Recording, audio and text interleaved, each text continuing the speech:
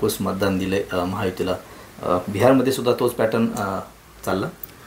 लक्षात घ्या की या ठिकाणी महायुतीने सातत्याने किंवा NDA आघाडीने सातत्याने याच पद्धतीचं राजकारण केलेलं आहे की लोकांना प्रलोभनं देणं, आमिष देणं आणि तो प्रकार हा महाराष्ट्रामध्येही घडवला गेला। निवडणुकीपूर्वी महिलांच्या खात्यामध्ये 3-3 हजार रुपये हे टाकले गेले आणि त्या आमिषाला त्यांना बळी पाडण्यात आलं। त्याच पद्धतीने बिहारमध्ये त्याच्याही पुढे जाऊन पुन्हा 10-10 हजार रुपये जर महिलांच्या खात्यामध्ये मतदानाच्या 10 दिवस आधी येत असतील तर निश्चितच त्याचा एक चुकीचा परिणाम हा निकालावर झालेला आहे।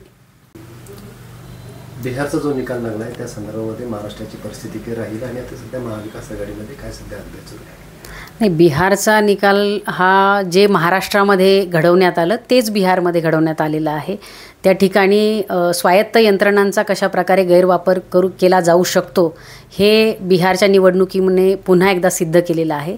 आणि या निवडणुकीमध्ये जरी आज महागठबंधनचा किंवा महाआघाडीचा पराभव झालेला असला तरीही स्थानिक स्वराज्य संस्थांमध्ये महाराष्ट्राच्या त्याचा फारसा काही परिणाम होईल असं मला निश्चितच वाटत नाही।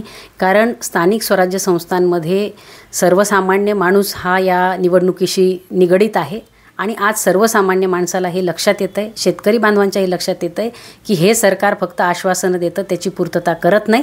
त्यामुळे निश्चितच महाराष्ट्रामध्ये स्थानिक स्वराज्य संस्थांच्या निवडणुकांचे निकाल हे वेगळे असतील।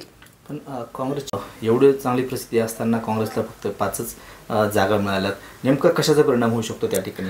नाही, जसं महाराष्ट्रामध्येही ज्यावेळी विधानसभेच्या निवडणुका झाल्या त्यावेळी निश्चितपणे सगळीकडे असं वातावरण होतं की महाविकास आघाडीची सत्ता येईल आणि ताकदीने लोक महाविकास आघाडीच्या सोबत राहतील। किंबहुना निकालानंतरही महाराष्ट्रामध्ये ज्या पद्धतीची अतिशय स्मशान शांतता होती आणि मतदारसुद्धा संभ्रमित होते की आम्ही मत तर महाविकास आघाडीला दिलं आहे, हा निकाल कसा आला। त्याच पद्धतीने आज जरीही त्या ठिकाणी परिस्थिती अशी वाटत असेल की काँग्रेसला कमी जागा मिळाल्या तरी मला असं वाटतं की त्या ठिकाणीसुद्धा मतांची चोरी झालेली आहे आणि निश्चितच स्थानिक त्या ठिकाणी स्वायत्त संस्थांचा निवडणूक आयोग असेल याचा गैरवापर निश्चितपणे झाला आहे।